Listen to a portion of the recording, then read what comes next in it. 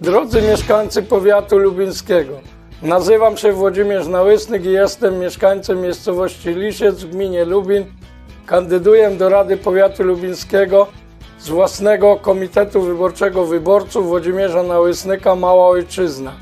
Podjąłem decyzję o kandydowaniu do Rady Powiatu Lubińskiego ze względu na brak realizacji zadań własnych powiatu wobec jego mieszkańców.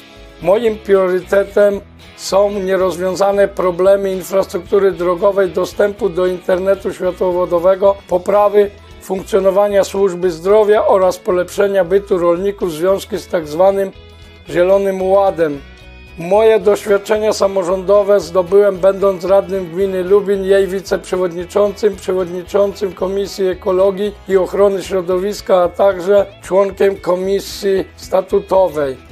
Byłem również przewodniczącym Społecznego Komitetu do Spraw Gazyfikacji i Telekomunikacji, radnym powiatu lubińskiego oraz członkiem Komisji Infrastruktury i Porządku Publicznego powiatu lubińskiego. Inicjatorem wielu zrealizowanych zadań inwestycyjnych dla mieszkańców gminy Lubin. W czasie pełnienia funkcji w wymienionych samorządach zrealizowano wiele inwestycji, takich jak wykonanie kanalizacji, modernizacja stacji uzdatniania wody, doprowadzono sieć telekomunikacyjną, gazyfikacja i modernizacja oświetlenia drogowego. W ostatnich latach dzięki moim staraniom i wspólnemu wysiłkowi mieszkańców miejscowości Lisiec, Wiercień, Zimna Woda, Bukowna został wyremontowany odcinek drogi powiatowej relacji Karczowiska w kierunku Jaroszówki od miejscowości Zimna Woda do Lisca.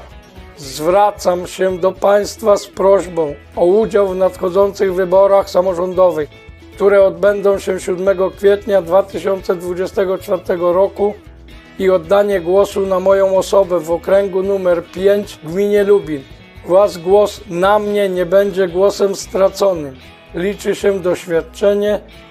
Do zobaczenia na wyborach. Włodzimierz Nałysnyk.